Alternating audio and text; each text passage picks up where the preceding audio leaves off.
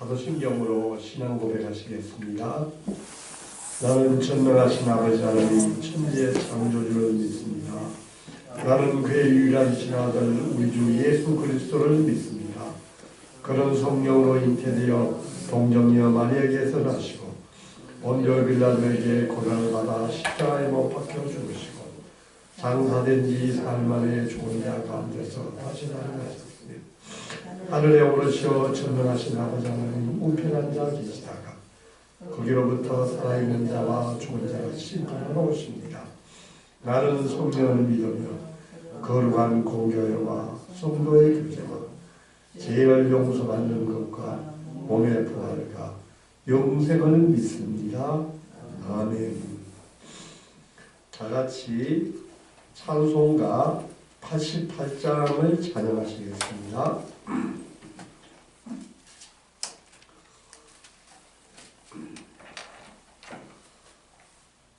찬송가 88장입니다. 내 진정 사모하는 친구가 되시는 구주 예수님은 아름다워라. 산 밑에 백합하여 빛나는 새벽별 주님 영원할 길 아주 없도다.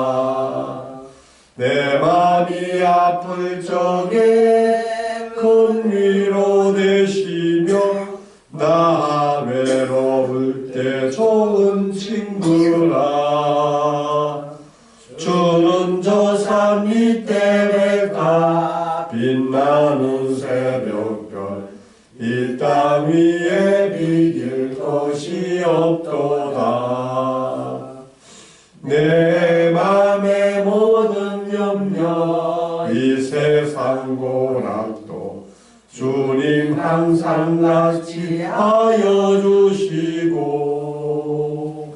시험을 당할 때에 악마의 계교를 적시 물리치사 나를 지키네.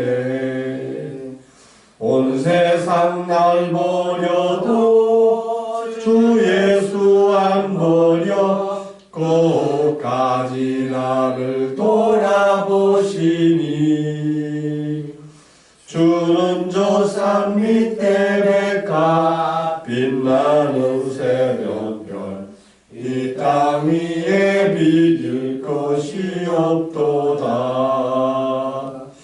내 맘을 다하여서 주님을 따르며 길이 나를 사랑하리니. 물불이 두렵지 않고 장검도 겁없네. 주는 높은 산성 내 방패시라. 내 영혼 먹이시는 그 은혜 누리고 나 친히 주를 뵙기 원하네. 주는 저 산 밑에 백합 빛나는 새벽별 이 땅 위에 비길 것이 없도다. 아멘. 오늘 새벽 우리에게 주신 하나님의 말씀은 로마서 13장 1절로부터 7절 말씀입니다. 로마서 13장 1절로부터 7절 말씀입니다. 다 찾으셨으면 한 절씩 교독하겠습니다. 각 사람은 위에 있는 권세들에게 복종하라. 권세는 하나님으로부터 나지 않음이 없나니 모든 권세는 다 하나님께서 정하신 바라. 그러므로 권세를 거스르는 자는 하나님의 명을 거스리니 거스르는 자는 심판을 찾으리라. 다스리는 자들은 선한 일에 대하여 두려움이 되지 않고 악한 일에 대하여 대나니 내가 권세를 두려워하지 아니하려느냐? 선을 행하라. 그리하면 그에게 칭찬을 받으리라. 그는 하나님의 사역자가 되어 내게 손을 베푸는 자니라. 그러나 내가 그를 행하거든 두려워하라. 그가 부모님 것을 숨기지 아니하였으니 곧 하나님의 사역자가 되어 앞을 행하는 자에게 말씀을 따라 보응하는 자니라. 그러므로 복종하지 아니할 수 없으니 진노 때문에 할 것이 아니라 양심을 따라 할 것이라. 너희가 주를 바치는 것도 이로 말미암습니다. 그들이 하나님의 일꾼이 되어 바로 이 일에 항상 쓰느니라. 모든 자에게 줄 것을 주되 조세를 받을 자에게는 조세를 바치고 관세를 받을 자에게는 관세를 바치고 두려워할 자를 두려워하며 존경할 자를 존경하라. 아멘. 오늘은 로마서 47번째 시간으로 하나님으로부터 오는 권세라는 제목으로 말씀을 나누고 싶습니다.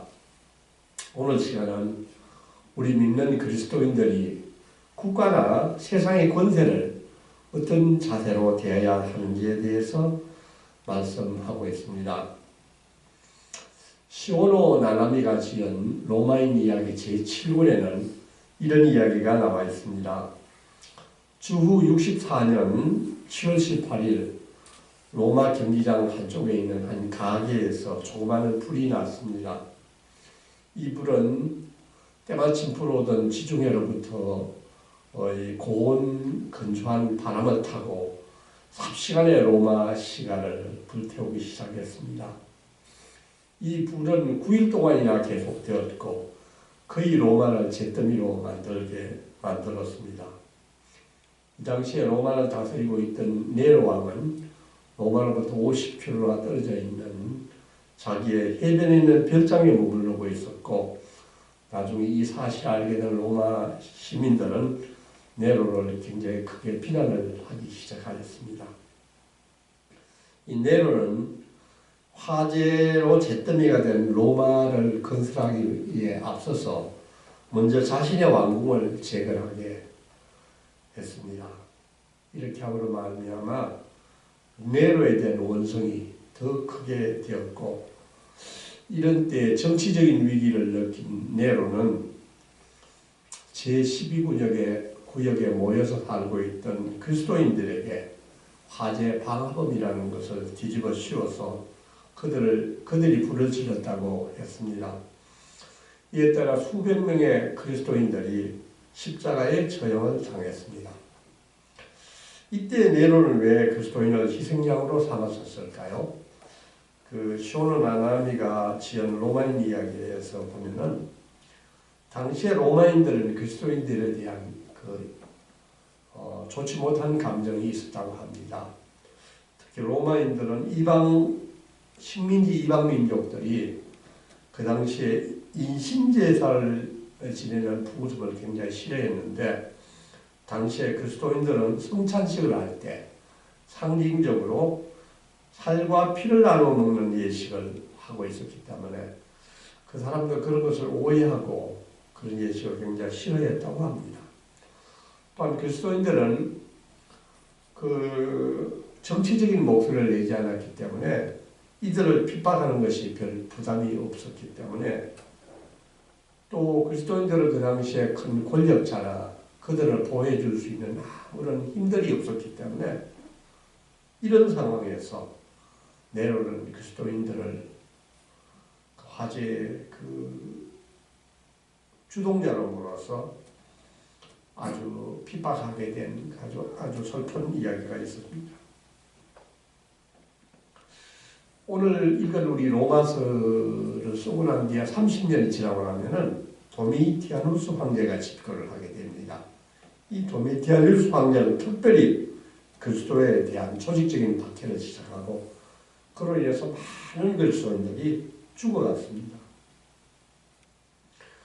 이때 로마는 그리스도인들을 보호해주는 하나님의 권위를 행사하는 하나님의 종으로 보여지지 않았습니다.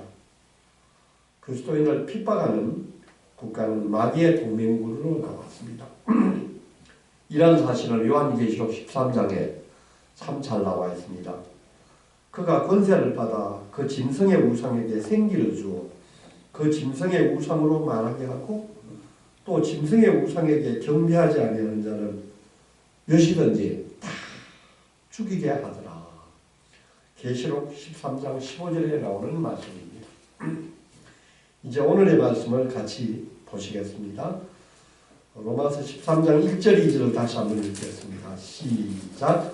각 사람은 위에 있는 권세들에게 복종하라. 권세는 하늘부터 나지 않음이 없나니 모든 권세는 다 하나님께서 정하신 바라. 그러므로 권세를 거스리는 자는 하나님의 명을 거스림이니 거스르는 자들은 심판을 자치하리라. 사도 바울이 로마서를 썼을 당시에는 우리 그리스도인들 가운데서 임박한 종말을 예비하는 사람들이 참으로 많았다고 합니다.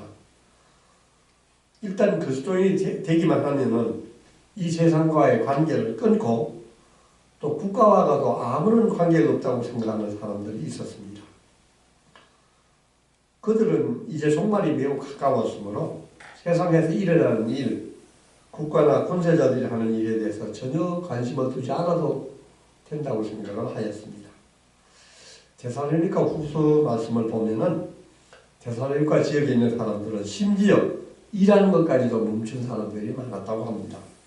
그러므로 데살로니가 후서 3장 11절 12절 말씀을 보면은 우리가 들은 즉 너희 가운데 게으르게 행하여 도무지 일하지 아니하고 일을 만들기만 하는 자들이 있다 하니 이런 자들이 우리에게 명하고 주 예수 그리스도 안에서 권하기를 조용히 일하며 자기 양식을 먹으라 하노라.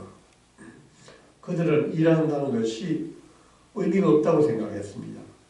그저 주님만 오시면 오는 날만 기다리면 된다고 생각을 하였습니다. 그래서 당시 그리스도인들에게는 무정부주의자라는 비난들도 많았다고 합니다. 이러한 사정들이 있었기 때문에 바울 사도는 그리스도인들에게 국가와 권세자들에게 대해서 그리스도인들은 어떻게 행동해야 되는지에 대해서 말씀해 주기를 원했습니다. 그래서 사도는 로마서 13장 1절부터 7절까지 이르러서 그리스도인들이 어떻게 나라에 대해서 대해야 될지를 말씀하고 있습니다. 사도는 먼저 각 사람은 위에 있는 권세자들에게 복종하라고 말씀하고 있습니다. 그들은 하나님으로부터 권세를 받았다고 말씀하고 있습니다. 왜 그리스도인들이 국가의 권세에 복종해야 하는 것입니까? 그 이유가 3절에 잘 나타나 있습니다. 같이 읽겠습니다. 시작.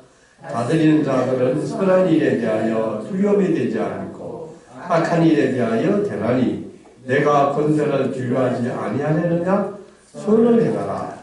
그리하면 그에게 칭찬을 받으리라. 아멘. 하나님이 권세자들을 세우셨으므로 하나님을 떠나서는 권세자가 존재하지 않다고 말씀하고 있습니다. 그러므로 권세자들을 거스르면 하나님의 심판을 받는다고 말씀하고 있습니다. 물론 국가와 권세자들도 잘못하면 직접 하나님의 심판을 받게 되는 것입니다. 그들은 이 세상에서도 심판을 받게 되겠지만은 마지막 심판 때 그들은 엄한 벌을 받을 것입니다. 그러면 우리는 권세를 두려워하거나 권세가 우리 그리스도인들에게 해로운 것으로 여길 필요가 없다고 말씀하고 있습니다. 우리가 선하다면 두려워할 것이 없는 것입니다. 우리가 선을 행한다면 권세자들은 우리 그리스도인들을 칭찬하고 도와줄 것이라고 말씀하고 있습니다. 다 같이 4절 한 번 더 읽겠습니다. 시작. 그는 하나님의 사역자가 되어 내게 선을 베푸던 자니라. 그러나 내가 악을 행하거든 두려워하라. 그가 공연히 칼을 가지지 아니하였으니 곧 하나님의 사역자가 되어 악을 행하는 자에게 진노하심을 따라 보응하는 자니라. 아멘. 국가와 권세는 하나님의 사역자라고 말씀하고 있습니다. 그들은 우리를 거스르는 자가 아니고 우리에게 유익과 선을 베푸는 자들이라고 말씀하고 있습니다. 만약 우리가 악을 행한다면 우리는 그들을 두려워해야 한다고 합니다. 왜냐하면 그들은 다스리는 칼을 가지고 있다고 말씀하고 있습니다. 우리는 그들을 칼을 가지고 있다고 해서 무서워하는 것이 아니라 그들이 하나님의 뜻을 이루는 역할과 기능을 담당하고 있다는 것을 깨닫고 그들에게 복종해야 된다고 말씀하고 있습니다. 5절을 보면은 그러므로 복종하지 아니할 수 없으니 진노 때문에 할 것이 아니라 양심을 따라 할 것이라고 말씀하고 있습니다. 이게 6절과 7절을 다시 한 번 더 읽겠습니다. 시작. 너희가 조세를 바치는 것도 이로 말미암음이라. 그들이 하나님의 일꾼이 되어 바로 이 일에 항상 있으리라.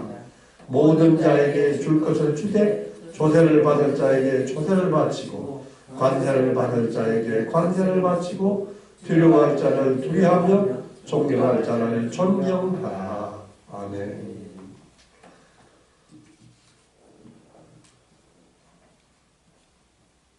로마서에서 왜 이런 말씀을 사도 바울이 강조하는 것이겠습니까?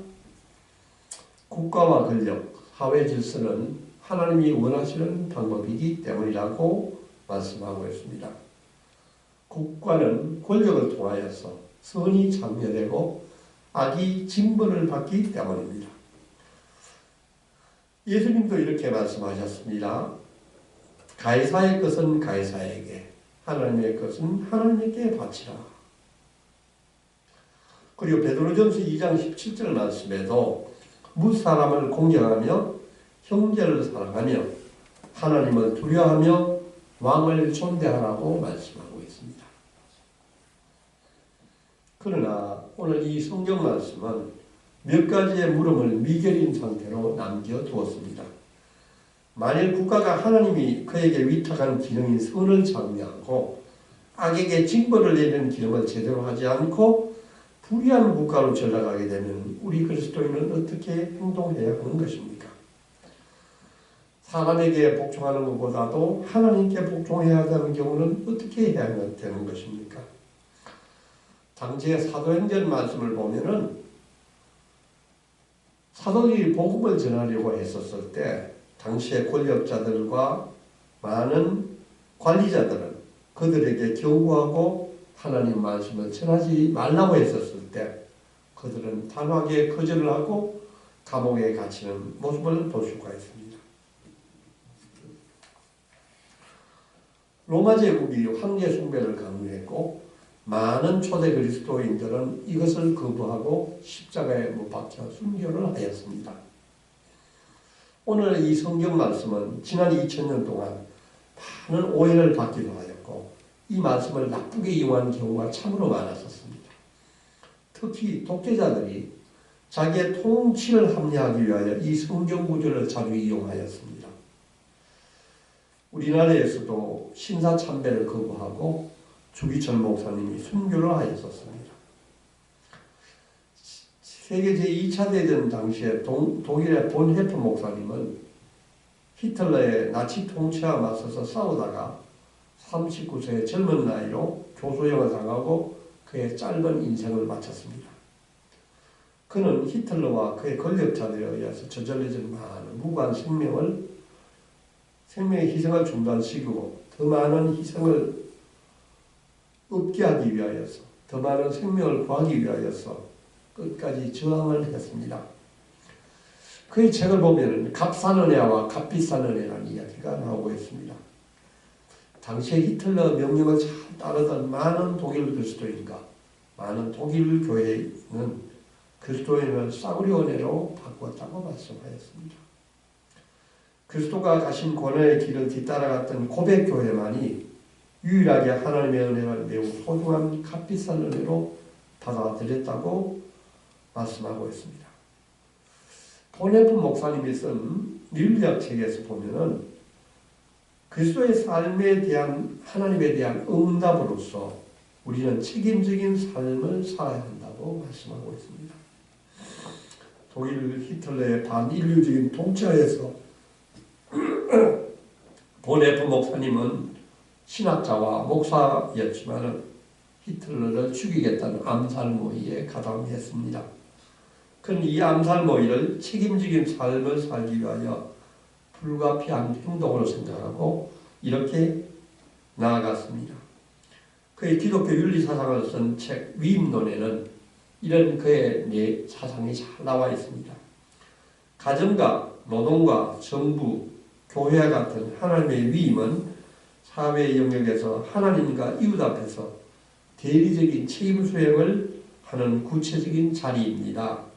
그는 어떤 위임이 하나님의 뜻을 거역하는 명백한 행위를 하였을 경우에는 다른 위임이 그 위임을 견제할 수 있는 가능성을 결코 막지 않았습니다. 우리는 왜 국가와 권세를 인정하고 순종해야 하는 것입니까? 그 권세가 하나님으로부터 온 것이기 때문입니다. 우리는 사람이나 권세를 결코 두려워하지 않습니다. 우리는 오직 하나님만을 섬기며 하나님만을 두려워하는 사람들입니다. 로마서 8장 35절에서 이렇게 말씀하고 있습니다. 누가 우리를 그리스도의 사랑에서 끊으리요? 환난이나 공고나 박해나 기근이나 적신이나 위험이나 칼이랴. 기록된 바 우리가 종일 주를 위하여 죽임을 당하게 되며 도살할 양같이 여김을 받았나이다 함과 같으니라. 그러나 이 모든 일에 우리를 사랑하시는 이로 말미암아 우리는 넉넉히 이기느니라. 아멘. 우리는 모든 일에 우리를 사랑하시는 이로 말미암아 우리는 넉넉히 이기는 사람들입니다. 그러므로 아무것도 우리를 그리스도 사랑해서 끊을 수가 없는 것입니다. 아멘. 누가복음 12장 4절에서 5절에서 예수님은 우리에게 이렇게 말씀하셨습니다. 내가 내 친구 너희에게 말하노니 몸을 죽이고 그 후에는 능히 더 못하는 자들을 두려워하지 말라. 마땅히 두려워할 자를 내가 너희에게 보이리니 곧 죽인 후에 또한 지옥에 던져넣는 권세 있는 그를 두려워하라. 내가 참으로 너희에게 이르노니 그를 두려워하라. 아멘. 우리는 권세 있는 자들을 두려워하지 않기를 바랍니다. 우리는 오직 하나님의 심판만을 바라보면서 그분만을 두려워하기를 원합니다. 아멘. 우리는 국가와 권세자들을 잘 섬기기를 원합니다. 그분들이 하나님이 주신 권세로 선을 잘 감당하고 악을 징계할 수 있기를 바랍니다. 하나님의 나라가 이 땅에 잘 실현될 수 있기를 위하여 기도하기를 원합니다. 아멘. 기도하시겠습니다. 하나님 아버지 감사합니다. 이 아침에 귀한 말씀을 주셔서 참으로 감사합니다.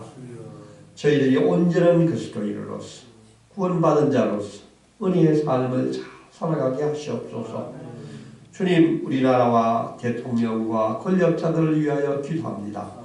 그들이 먼저 하나님을 알게 하시고 하나님 나라를 이 땅 위에 세우는데 하나님이 주신 그들의 권세를 잘 사용하게 하여 주시옵소서. 이 땅에 공의와 정의가 잘 세워지게 하시고 사랑과 긍휼이 넘쳐나게 하시옵소서. 아픈 자와 우는 자와 약한 자들이 위로를 받고 보살핌을 잘 받게 인도해 주시옵소서.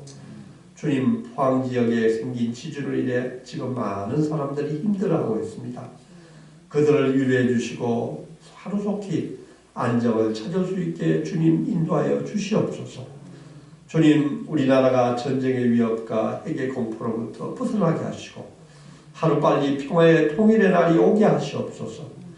주님, 국가의 위정자들에게 지혜와 용기를 주시옵소서. 젊은이들에게 희망을 주게 하시고 직장이 많이 생겨나게 하시고 청년들이 결혼을 하게 하시고 건강한 아이들이 많이 태어날 수 있게 하여 주시옵소서.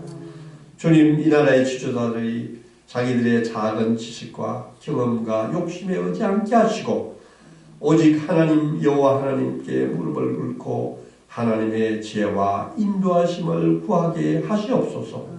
주여, 우리 대한민국을 주님의 거룩한 도구로 사용하여 주시옵소서. 이를 위해 온 교회가 합심하여 무릎을 꿇고 기도하게 하시옵소서. 모든 말씀 예수님의 이름으로 기도드리옵나이다. 아멘. 하늘에 계신 우리 아버지의 이름을 거룩하게 하시며 아버지의 나라가 오게 하시며 아버지의 뜻이 하늘에서와 같이 땅에서도 이루어지게 하소서. 오늘 우리에게 용할 양식을 주시고 우리가 우리에게 잘못한 사람을 용서하여 준 것 같이 우리 죄를 용서하여 주시고 우리를 시험에 빠지지 않게 하시고 악에서 구하소서. 나라와 권능과 영광이 영원히 아버지의 것입니다. 아멘.